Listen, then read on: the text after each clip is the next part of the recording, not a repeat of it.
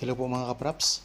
Pupuntahan natin ngayon ang isang property na for sale dito sa bayan ng San Clemente, Tarlac. Ito po ay isang house and lot na merong rice field sa likurang bahagi. Meron na ditong linya ng kuryente at tubig. Palibot na po ito ng bakod. Ito po ang harapang bahagi ng property mga kapraps. At yung bakod na yan po ang bakod ng property na i-offer ko sa inyo ngayon. Ito po. So meron itong sukat na nasa 4,000 square meters kabuuan.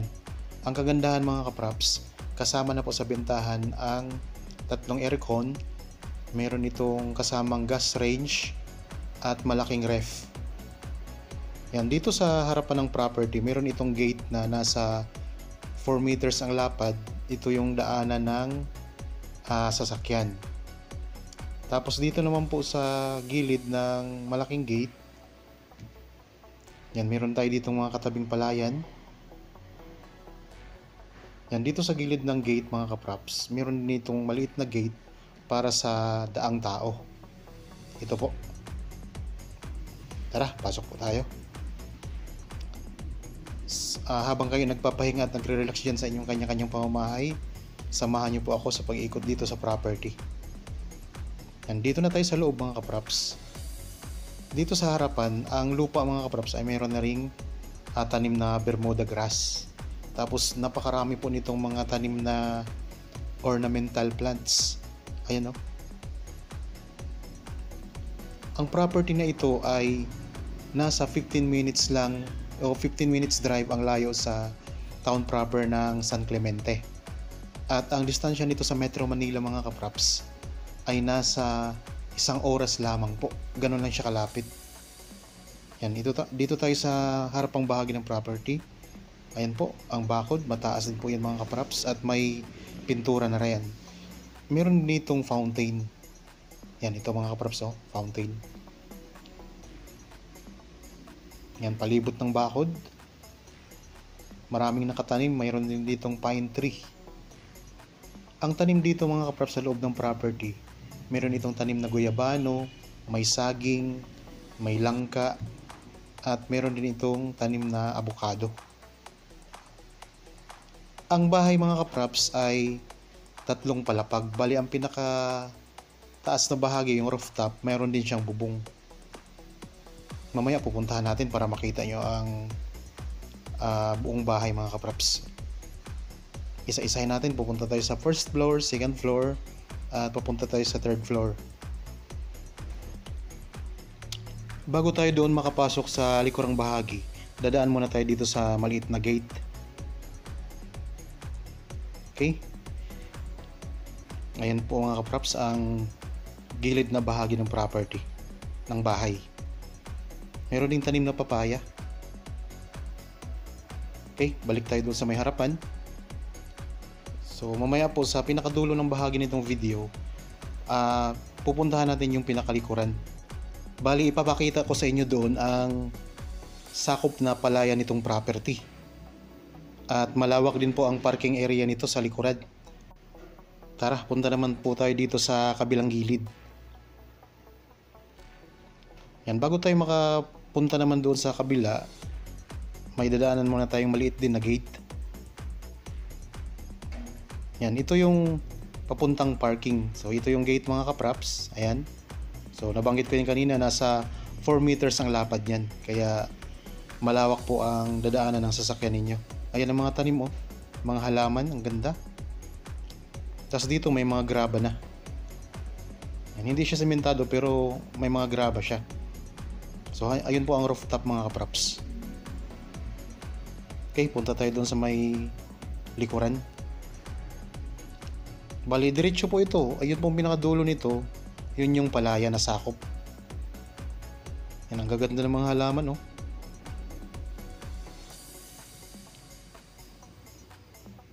Mamaya pupuntahan, papasok tayo dyan.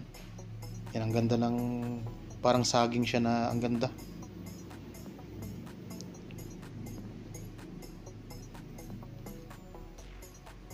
Yan, may tanim na guyabano. Mayroong avocado. Yan, meron ding mga tanim na cactus sa gilid oh. Yan, palibot na siya ng bakod, tapos pinturado na rin ang bakod mga kapraps. Yan, meron kayong daanan dito sa gilid ng bahay.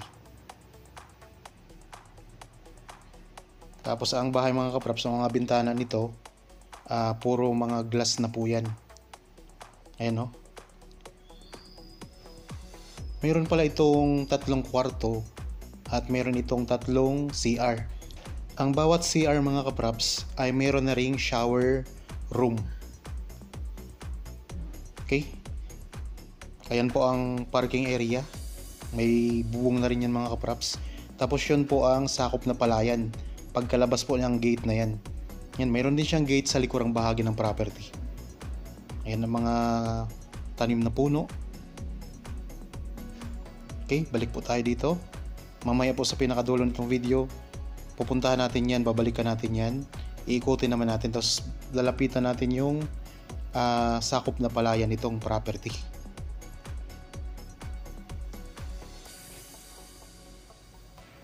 Yun, kung sakaling interested po kayo sa property na ito, kontakin nyo lang po kami sa mga contact details na makikita nyo po sa inyong mga screen. Meron tayong Viber, cellphone number, Facebook Messenger, meron tayong WhatsApp. Pwede kayong mag-chat, mag-text o kayo tumawag. Tapos ang mga ibang detalye nito mga kapraps, nandyan po sa description box. Kung sakaling mayroon kayong tanong na wala dyan sa description box, pwede kayong tumawag din sa amin. Yan, ito yung pinakaharapang bahagi ng property. Ayan, ang ganda ng design. Daming mga halaman na magaganda. Tapos mayroong balkonahe sa harapan. Tapos sa second floor naman mga kapraps, may mga tanim na mga bougainvillea ang palibot. Ayan o. Okay, pasok muna tayo dito sa first floor. Yan, naka-tiles na rin yan. At may pintura na po ang buong bahay.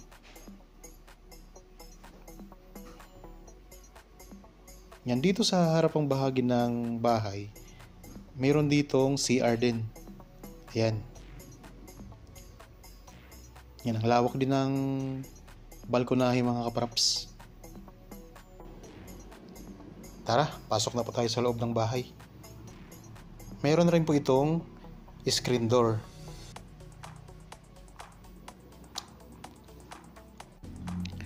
Dito, pagpasok natin, mayroong hallway. Ito ang kusina. Yan, napakalawak din mga kapraps ng kusina oh.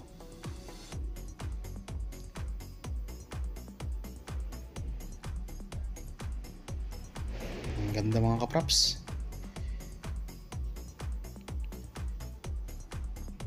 Yan, may mga dim light na rin po yan. Dito, mayroon tayong minibar. Tulad ng nabanggit ko kanina, itong gas range na nandito sa kusina ay sakop na po o kasama na po sa bentahan. Tapos itong malaking ref, kasama na rin po yan mga kapraps. So, malawak po ang kusina. Dito sa baba o sa first floor, meron tayong isang kwarto. Yan, ito yung hallway. Tapos yung kwarto mga kapraps dito sa baba. Ayan.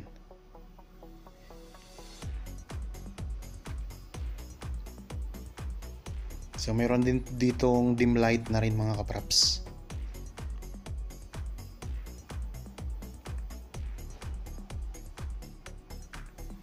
Dito sa kwarto meron na ring CR. Ito yung mga kapraps ang CR. Maaliwalas po ang bawat kwarto nito. Ganda.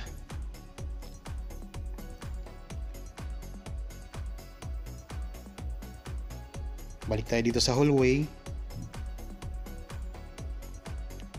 Meron din po palang itong isang TV room mga kapraps.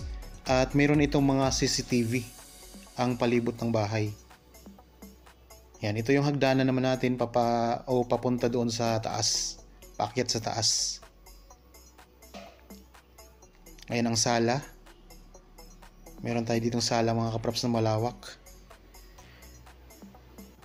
Dito po sa tapat ng sala, open siya mga kaprops. Oh. Ayan.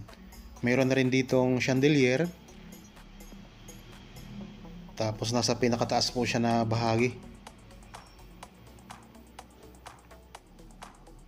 Ayan po ang design ng hagdanan. Magandang design na rin yan. Yan ang second floor mga kaprops. Ang bahay ay well maintained na rin po ito. Lagi po itong nililinis. Kaya kung mapapansin nyo talagang malinis na malinis mga kaprops. Dito meron ding isang CR. Ayan. Tapos may shower room na rin yan mga kaprops. Malaki din po ang CR dito.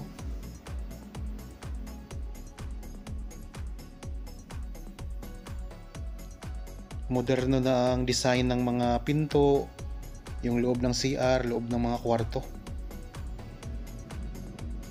Okay? Akyat naman po tayo doon sa second floor. Dito po sa second floor, meron itong dalawang kwarto at meron pong entertainment room. Merong malaking TV mga kaprops. Ngayon sa tapat ng hagdanan meron ding bintana, kaya napakaaliwalas pa dito sa buong bahay.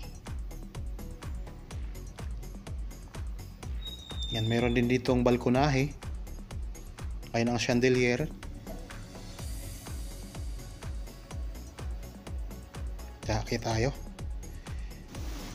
Sa mga viewers po ngayon na gustong tumira dito sa Tarlac, ito i-consider nyo rin ito mga kaprops sa inyong pagpipilian na property. Ang presyo po pala nito ay makikita nyo sa description box at sa title nitong video. Ito po ang entertainment room. Yan, maaliwalas din dito at meron na rin pong aircon mga kaprops.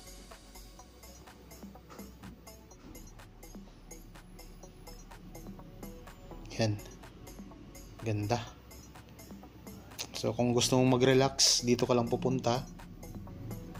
Gusto mong magpalamig, makikinig ng music, magpahinga, ayan, dito ka lang pupunta. Okay, silipin naman po natin ang dalawang kwarto dito. Bali dito sa harapan ng bahay, sa second floor, meron ding balkonahe na napapalibutan ng tanim na bougainvillea. Ito po yung isang room. Katapatan lang po ng isa pang kwarto. So ito yung pangalawa na room mga kaprops. Yan, nabanggit ko naman po na meron ditong dalawang room at merong entertainment room sa second floor. Okay, punta tayo dito sa harap ng second floor mga kaprops. Ayan, ang daming mga tanim na bougainvillea.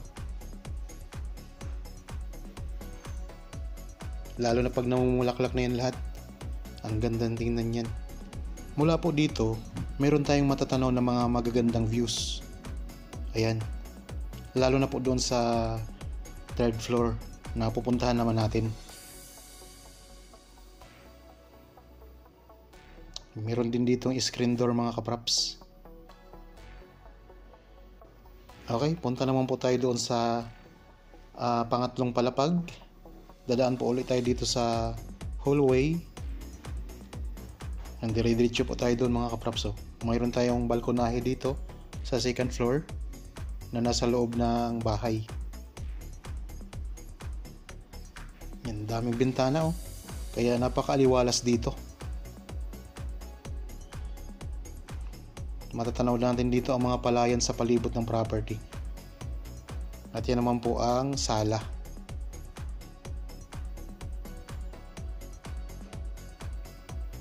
Okay? Dito, ito yung dadaanan natin papunta doon sa taas. Yan, mayroon din daanan papunta sa first floor mga kaprops.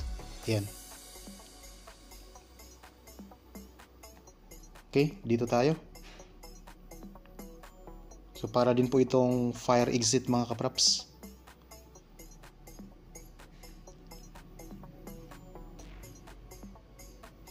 Yan, lahat po ay may pintura na. Buong bahay na yan mga kapraps, pati yung kisame. Dito naman, tiles na lang po ang kulang ng hagdan. Pero konting gastos na lang yan.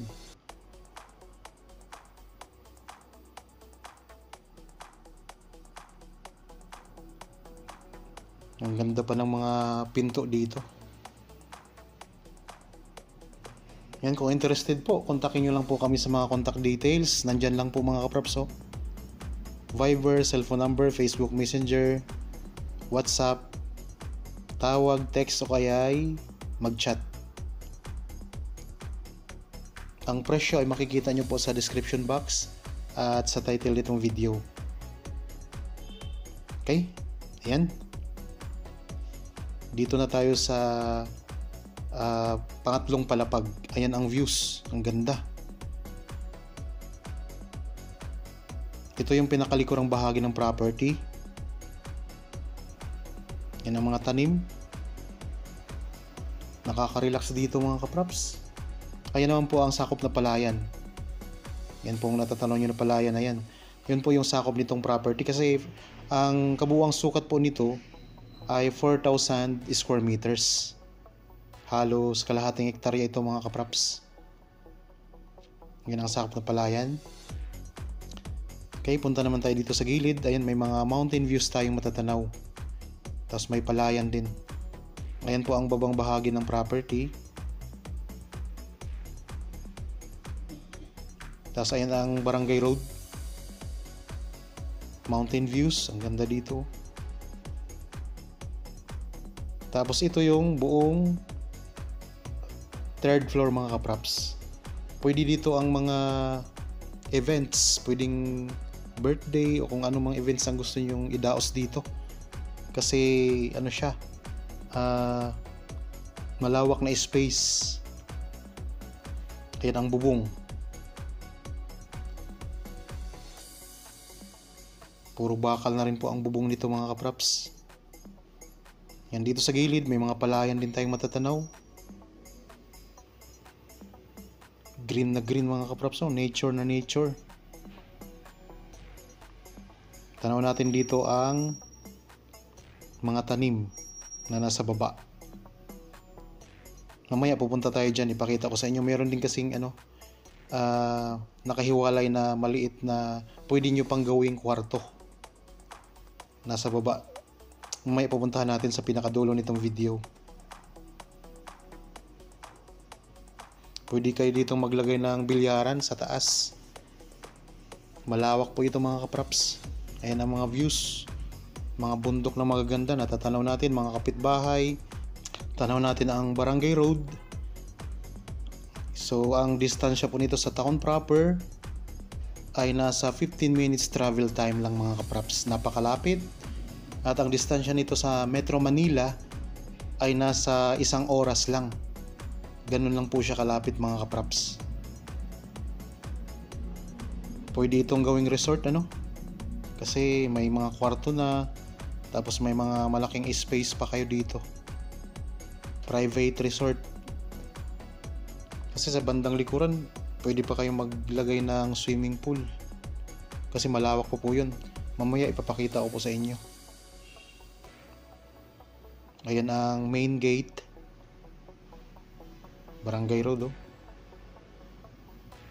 Okay, dito naman tayo sa baba.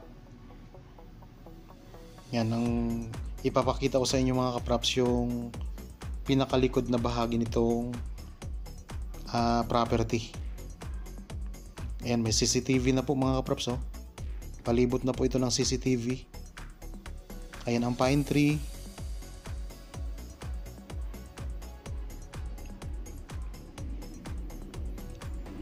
Puntahan natin yung mga di ko pa naipakita sa inyo. Tulad ng pangako ko kanina. Yan, dito na tayo sa gilid. Galing tayo doon sa pinakataas.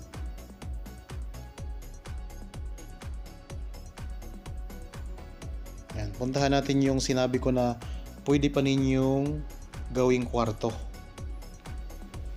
Yan, dito po sa right side ng property ito.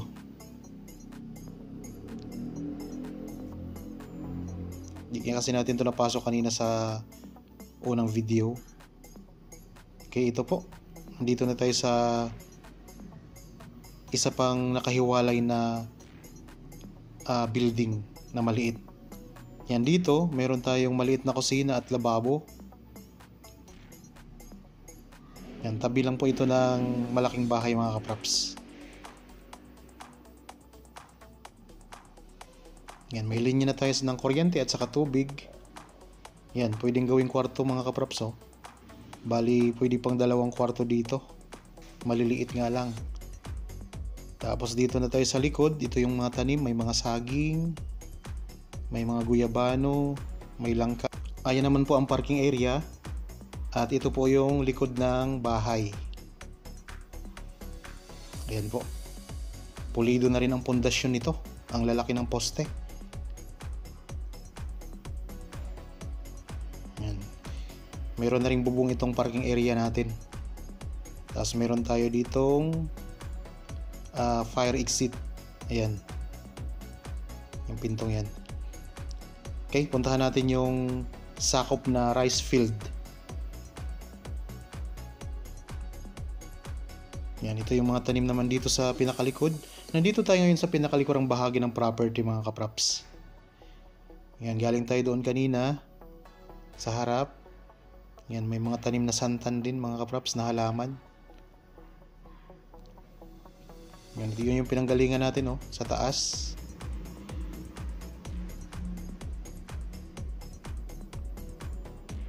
May mga cactus na tanim, ano.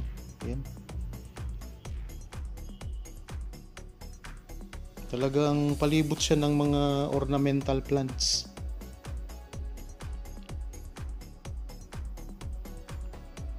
Marami ding bintana yung buong bahay nakapalibot, kaya napakaaliwalas po sa pakiramdam at saka sa paningin. Okay, puntahan natin yung palayan, ipakita ko sa inyo.